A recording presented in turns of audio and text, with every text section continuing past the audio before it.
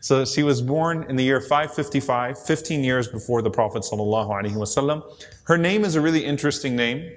It's an extremely unique name. If you look through the early books where they track the names that people would use in the Arab world at the time were pretty common.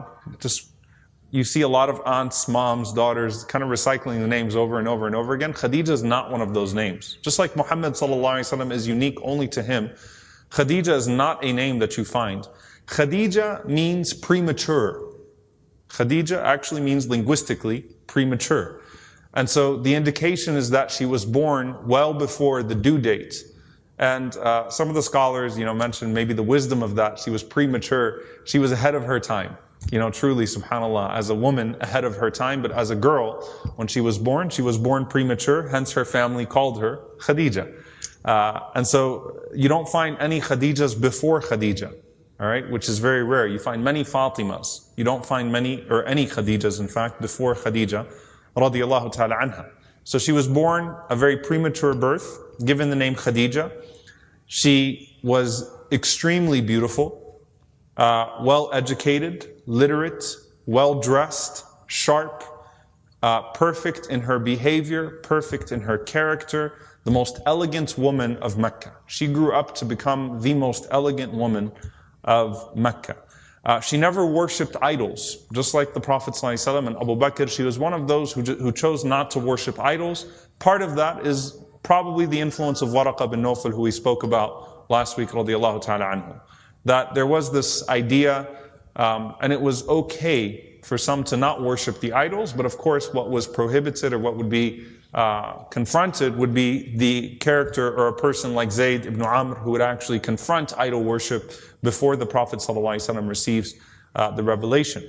She has another nickname, even before Islam. Does anyone know what it is? Tahira.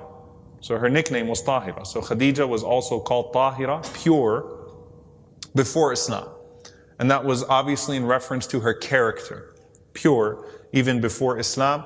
Khadijah radiallahu anha, as Urwa narrates, Khadijah radiallahu anha was known to have never backbited, lied, hurt anyone, or upset anyone. So she was just one of those women that would not mess with anybody, one of those people that just goes through, walks through, does not use her position of authority or strength to hurt anybody. So she had a very gentle, subtle presence, which is rare for someone of that level, right? Prominence, beauty, wealth, everything that would make a person arrogant only contributed to her humility, radiyallahu ta'ala anha, even before Islam. Khadijah radiallahu anha had inherited from both of her parents. She'd inherited from both of her husbands, who were both very wealthy, and she was an extremely intelligent, smart businesswoman.